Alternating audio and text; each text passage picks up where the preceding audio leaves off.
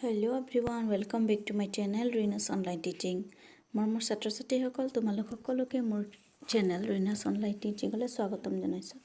আজি মই তোমালোকৰ লগত তোমালোকৰ কবিতা মে সবসে ছোটি হওঁ এই কবিতাটিৰ যিবিলাক কোৱেশ্চন আনসাৰ আছে তাৰে 1ৰ পৰা 4 লৈকে আলোচনা কৰিবলৈ লৈছোঁ। আশা কৰিছোঁ তোমালোকে ভিডিঅ'টি শেষলৈকে চাবা আৰু কোৱেশ্চন আনসাৰসমূহ বুজিবলৈ চেষ্টা কৰিবা। তেতিয়াহ'লে আহচোন আমি পলম নকৰি কোৱেশ্চনসমূহ আৰু ইয়াৰ উত্তৰসমূহ কি হ'ব আলোচনা কৰোঁ। अभ्यासमाला नंबर 1 क्वेश्चन याद कैसे आओ मैं सबसे छोटी हूँ कविता का हाव भाव के साथ वचन करे। मैं ये प्रश्नटी याद दी दिया नाई और एटू लिखिबलगिया নহয় যেহেতু পঢ়িব কৈছে গতিকে আমি যেতিয়া কবিতাটো আলোচনা কৰিছিলোঁ তেতিয়া আমি হাৱ ভাৱ অৰ্থাৎ ভাৱভংগীৰে আমি কবিতাটো পঢ়িছিলোঁ। গতিকে এইটো তোমালোকে ঘৰতে প্ৰেক্টিছ কৰিবা আৰু কবিতাটি খুব ধুনীয়াকৈ পঢ়িবলৈ চেষ্টা কৰিবা। কুৱেশ্যন নম্বৰ 2 ইয়াত কৈছে আও বাতায়ে অৰ্থাৎ বাতায়ে মানে তোমালোকে ইয়াত লিখিব লাগিব, বহীত লিখি ল'বা। क्वेश्चन नंबर को कैसे मैं सबसे छोटी हूँ कविता के जरिए किस इच्छा की बात की गई है। मैं সকলোতকৈ সৰু হওঁ এই কবিতাটিৰ জৰিয়ে আচলতে কি কথা বা কি ইচ্ছা কথা ক'ব বিচাৰিছে কবিয়ে আৰু এই প্ৰশ্নটিৰ উত্তৰ হ'ব मैं सबसे छोटी हूँ कविता में एक छोटी बच्ची की इच्छा के बारे में कहा गया है जो सदा छोटी ही रहना चाहती है और अपनी माँ के साथ हमेशा खेल कूद करना चाहती है। अर्थात मैं सबसे छोटी हूँ এই কবিতাটিৰ জৰিয়তে মানে এজনী সৰু ছোৱালীৰ কথা প্ৰকাশ কৰিছে আৰু য'ত তাই ইচ্ছা কৰিছে যে তাই সদায় সৰু হৈ থাকিব কিয়নো छोटी ही रहना चाहती है কিয়নো মাৰ লগত তাই সদায় কি কৰি থাকিব বিচাৰে খেলা ধূলা কৰি মাৰ লগতে মাৰ আচলৰ ধৰি সদায় তাই থাকিব বিচাৰে। গতিকে তেনেদৰে তোমালোকে লিখি ল'বা বহীত। मैं सबसे छोटी हूँ कविता में एक छोटी बच्ची की इच्छा के बारे में कहा गया है जो सदा छोटी ही रहना चाहती है और अपनी माँ के साथ हमेशा खेलकूद करना चाहती है। ख प्रश्न नंबर ख बच्ची किसका आंचल पकड़कर घूमना चाहती है और ये प्रश्नটির उत्तर होगा बच्ची अपनी माँ का आंचल पकड़कर घूमना चाहती है। क्वेश्चन नंबर गो माँ हमारे लिए क्या क्या करती है माए आमार कारणे की करे और ये प्रश्नটির उत्तर होगा माँ हमारे लिए अपने हाथों से खाना खिलाती है, धूल पोंछती है, नहला धुलाकर बड़े प्यार से सजाती है, परियों की कहानियाँ सुनाती है आदि आदि। और यात কৈছে যে माए आमार कारणे की काम करे और ये प्रश्नটির उत्तर होगा माँ हमारे लिए अपने हाथों से खाना खिलाती है अर्थात माए आमार कारणे तेও নিজৰ হাতত আমাক খানা অৰ্থাৎ খাদ্য খুৱাই দিয়ে। ধূল পোঁছती है ধূলি মাকতি চাফা কৰি দিয়ে অৰ্থাৎ আমাক সৰু ল'ৰা ছোৱালীবিলাকক মায়ে কি কৰে চাফ চিকুণ কৰি ৰাখে। नहला धुलाकर बड़े प्यार से सजाती है গা পা ধুৱাই খুব ধুনীয়াকৈ সজাই মেলি থয়। परियों की कहानियाँ सुनाती है आदि आदि পৰীৰ মানে সাধু আদি শুনাই ইত্যাদি ইত্যাদি। এনেদৰে মায়ে আমাৰ কাৰণে সৰুকালত বহুতখিনি কৰে যাৰ ঋণ আমি কোনোদিনে খুজিব নোৱাৰোঁ। তাৰপাছত কুৱেশ্যন নম্বৰ 3 মই ইয়াত 2 বুলি লিখিছোঁ।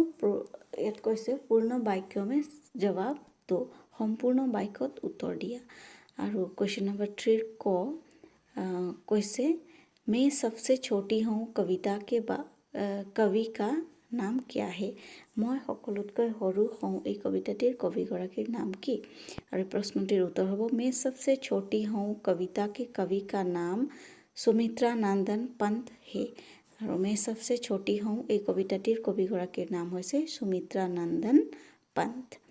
क्वेश्चन नंबर ख बड़े होने पर माँ हमारे लिए क्या क्या नहीं करती ডাঙৰ হোৱাৰ পাছত মায়ে আমাৰ কাৰণে কি নকৰে আৰু এই প্ৰশ্নটিৰ উত্তৰ হ'ব बड़े होने पर माँ बचपन की तरह उसके साथ नहीं खेलती उसे अपने हाथों से खाना नहीं खिलाती, हाथ पकड़कर घुमाने नहीं ले जाती, परियों की कहानियाँ नहीं सुनाती আদি আদি। ডাঙৰ হোৱাৰ পাছত মায়ে আমাৰ কাৰণে কি নকৰে, ওপৰত উল্লেখ কৰা এই কামসমূহ নকৰে। क्वेश्चन नंबर ग, बच्ची क्यों सबसे छोटी बनकर रहना चाहती है? এই प्रश्नটির उत्तर হ'ব, बच्चे को पता है कि अगर वो बड़ी हो जाएगी तो उसकी माँ बचपन की तरह उसके साथ दिन रात नहीं घूमेगी, इसीलिए बच्ची सबसे छोटी बनकर रहना चाहती है। और এই প্ৰশ্নটিৰ উত্তৰ তোমালোকে এনেদৰে লিখিবা যে बच्ची को पता है कि, বাচ্চাই জানে যে তাই যদি ডাঙৰ হয় তেতিয়াহ'লে মায়ে তাক সৰুকালত কৰা মৰমৰ দৰে ডাঙৰ হ'লে নকৰে, গতিকে সেইকাৰণে তাই সদায় সৰু হৈ থাকিব বিচাৰে। क्वेश्चन नंबर घ, ইয়াত কৈছে बच्ची को क्यों अनुभव होता है कि माँ उसके साथ छल करती है? মানে ছোৱালীগৰাকীয়ে বা সৰু ল'ৰা ছোৱালীয়ে কিয় অনুভৱ কৰে যে মায়ে মাকে তেওঁলোকৰ লগত চালনা करे। और प्रश्नটির उत्तर होगा, बचपन में बच्ची अपनी माँ का आंचल पकड़ माँ के पीछे पीछे घूमती है और माँ भी उसे अपनी गोदी में उठाकर खूब प्यार करती है, लेकिन बच्ची को अनुभव होता है कि अगर वो बड़ी हो जाएगी तो उसकी माँ उसके साथ छल करेगी, क्योंकि वो पहले की तरह दिन रात उसके साथ नहीं घूमा करेगी। ল'ৰা ছোৱালীবিলাকে গম পাই যায় যে যিহেতু তেওঁলোক ডাঙৰ হ'ব আৰু ডাঙৰ হ'লে মাকে তেওঁলোকৰ লগত দিন ৰাতি নুফুৰিব, আৰু সেইকাৰণে তেওঁলোকে মাকে চলনা কৰে বুলি অনুভৱ কৰে বুলি কবিয়ে কৈছে। তাৰপাছত নেক্সট কুৱেশ্যন নম্বৰ 4, মোৰ ইয়াত 3 আছে। क्वेश्चन नंबर 4, याद कैसे, मैं सबसे छोटी हूँ कविता में वर्णित बातों को अपने शब्दों में बताओ। मैं সকলোতকৈ সৰু হৈ থাকিম এই কবিতাটি নিজৰ শব্দত প্ৰকাশ কৰিব লাগে। আৰু এই প্ৰশ্নটিৰ উত্তৰ হ'ব, मैं सबसे छोटी हूँ कविता में कवि सुमित्रानंदन पंत जी एक छोटी बच्ची के रूप में स्वयं के भावों को व्यक्त करते हुए कहा है कि वो छोटी सी बच्ची कभी बड़ी नहीं होना चाहती। वो छोटी बच्ची अपनी माँ से कहती है कि वो सबसे छोटी है और हमेशा उसकी गोदी में सोना चाहती है।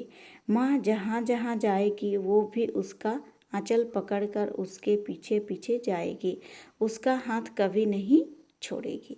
अर्थात कवि সুমিত্ৰানন্দন পন্তজীয়ে নিজৰ যি ভাৱ, সেই ভাৱ এই কবিতাটিৰ জৰিয়তে ব্যক্ত কৰিছে, আৰু তেখেতে ক'ব বিচাৰে যে সৰুকালত যিবিলাক মানে সৰু ল'ৰা ছোৱালী থাকে, সেই সৰু ল'ৰা ছোৱালীবিলাকে সদায় সৰু হৈ থাকিব বিচাৰে, ডাঙৰ হ'ব নিবিচাৰে। কাৰণ সৰু হৈ থাকোঁতে মাকৰ পৰা যি মৰম স্নেহ লাভ কৰে, সেই মৰম স্নেহ ডাঙৰ হোৱাৰ লগে লগে যিহেতু নাপায়, গতিকে সৰুকালত এই মৰম স্নেহ যি পায়, সেই মৰম স্নেহ তেওঁলোকে কেতিয়াও হেৰুৱাব নিবিচাৰে।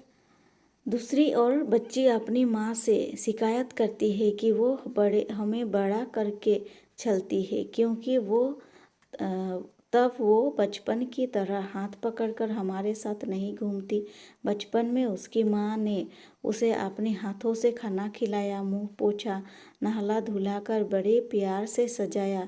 जब वो बड़ी हो जाऊंगी तो माँ उसके साथ में खिलौना थमाकर परियों की कहानियाँ नहीं सुनाया करेगी, इसीलिए बच्ची बड़ी नहीं होना चाहती। इसकी जो स्नेह भरी ममता है उसके वो खोना नहीं चाहती, तथा बच्ची कहती है कि वो अपनी माँ की आंचल में बिना किसी इच्छा तथा बिना किसी भय के हमेशा उसकी आंचल में छिपी रहना चाहती है, और माँ से कहती है कि वो उसे हमेशा की तरह चंद्र का उदय होना दिखा दे। अर्थात माকৰ পৰা যি মৰম স্নেহ, সেই মৰম স্নেহ ডাঙৰ হ'লে যিহেতু নাপাব, গতিকে কবিয়ে ডাঙৰ হ'ব নিবিচাৰে বুলি এই সৰু মানে ছোৱালীগৰাকীৰ জৰিয়তে তেখেতে ক'ব বিচাৰিছে। গতিকে কবিতাটি ইমানেই। ধন্যবাদ। Take care.